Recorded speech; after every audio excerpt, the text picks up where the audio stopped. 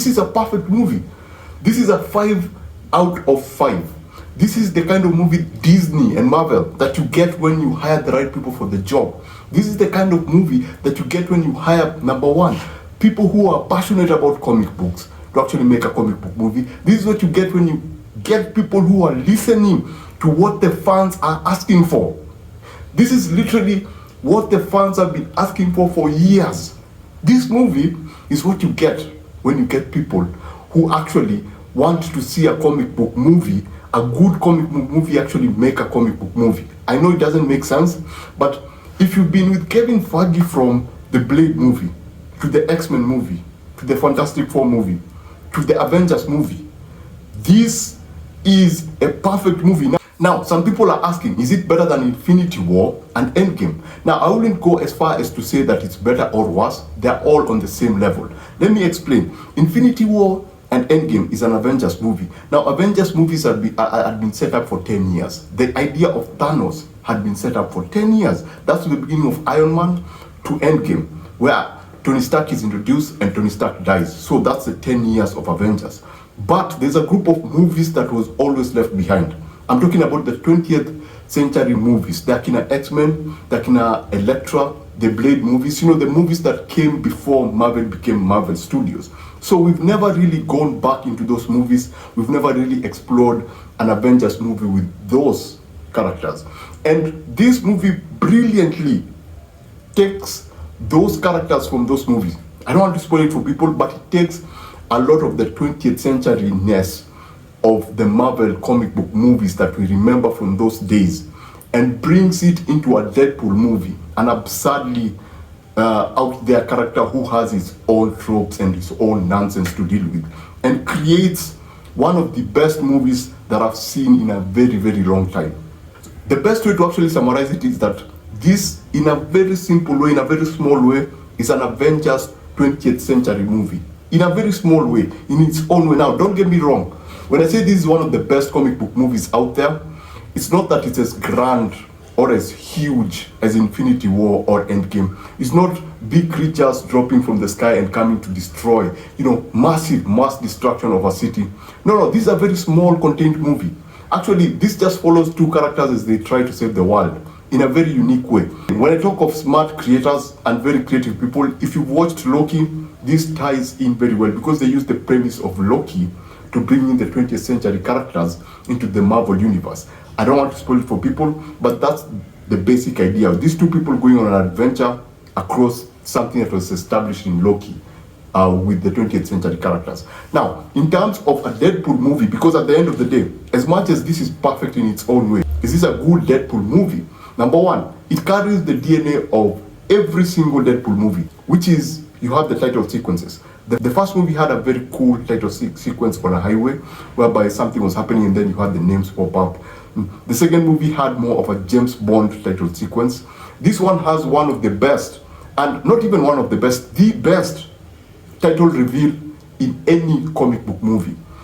It's clear that this was either inspired or it was created by a person who loves comic book covers or who has ever worked on a comic book cover, or it was inspired by a comic book cover, because it's so good. And of the three movies, this has one of the best title sequence of the three and of any comic book movie, because they took, again, people who listen to what the fans are asking for and what the fans are not asking for. Because this movie picks up from Logan, something that people are saying, do not touch the Logan movie, do not destroy the Logan movie. But again, since it's a Deadpool movie, it's hyper aware of that. And so they take that and use it to their advantage to actually introduce the movie. And that title sequence actually it ties into Logan very, very, very well. Creatively done, and they do not temper with Logan. The other trope is they introduce you to a scene and they tell you to stop, and then now you go back in order to understand how they got to that position. So they also utilize that in this film.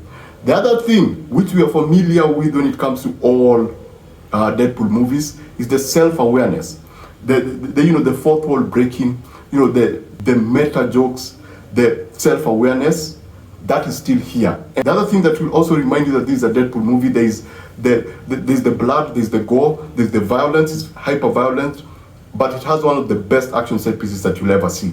Now, I'm calling this the perfect movie. Why am I calling it the perfect movie?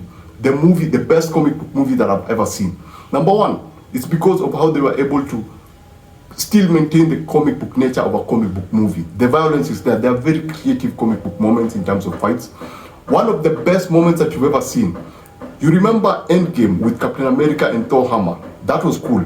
But this scene right here, this is one of the most iconic comic book moments that you've ever seen in a comic book movie.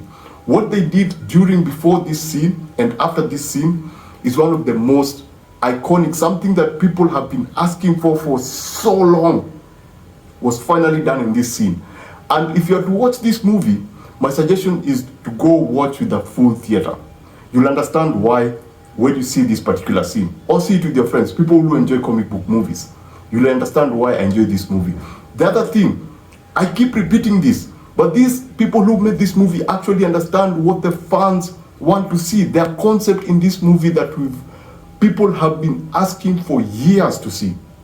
There are speculations that have been made about Wolverine that we see in this movie and we go like, yes, that's what we've been asking. There are super comic book moments in this movie that as fans we've always been like, why can't you just explore this differently? I'm talking about Cassandra Nova, who's the villain. Yes, it's your typical generic villain, but geniusly applied into this movie, geniusly applied into the story to move the story forward. And where they choose to take the character, at first you go like, okay, so they took it there.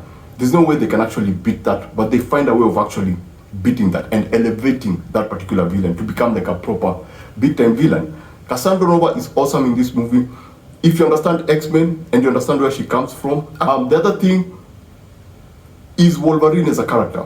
What they did with Hugh Jackman, and Hugh Jackman will forever be Wolverine. I don't think we'll ever see, and yes, there's something that was explored in terms of Wolverine, and we were like, that's super cool, that is fan casting, and we would really love to see that. But Hugh Jackman as Wolverine in this particular movie, fantastic. Why? Because it's not the same Wolverine that we're used to. They took that and they subverted. They actually tried to make that character interesting by, in terms of, there's a scene in a car, a Honda car, you've seen it in the trailer. There is a moment before all the action, because that's one of the most insane action set pieces that you'll ever see in terms of a comic book movie. But there's something that they do with the character of Wolverine that makes you empathize with him. Actually, Hugh Jackman actually performs. It's a comic book movie, but there's a really intense emotional moment during that particular period before whatever goes down goes down. So yeah, when it comes to comic book fight scenes, this is up there. When it comes to poses that can be lifted off and put in a comic book, this one has it. Is it a quintessential Deadpool movie? It is. Is it one of the best comic book movies out there? It is. Do we see a lot of Easter eggs and cameos? Yes, we see them. But here's the thing. The cameos and Easter eggs are not just there to make the fans go like, oh, I recognize that. Oh, I recognize that. Oh, no. They're utilized to actually drive the story forward. This, in a way, is New Rockstars' wet dream. If you don't know who New Rockstar is, just go on YouTube and just click on New Rockstar. New Rockstar will have a ball with this particular movie because the number of references, Easter eggs, and cameos in this movie is properly utilized. Now, if you are to ask me in terms of comic book movies, this is up there with Infinity War, this is up there with Endgame, this is up there with X-Men 97, the new show, this is up there with Deadpool 2. And actually something that I actually forgot, the music in this movie, the way they've been able to apply music, just like the second movie, the way they've been able to put in music, do some very, very interesting things with music, and they're hyper aware and self-aware about some of the music that are being played in this movie. It's absolute genius. If you are a millennial, basically, you will have fun with the soundtrack of this particular movie. Just to conclude this, if you watch any movie from 20th century, if you've watched the Avengers movie, if you're a Kevin Feige fan and you've watched all his production, this movie is for you. If you've been there since day one, I'm talking about Blade 96, this movie is for you. If you're a fan of Deadpool, comic books, everything Deadpool, comic books, movies, this movie is for you.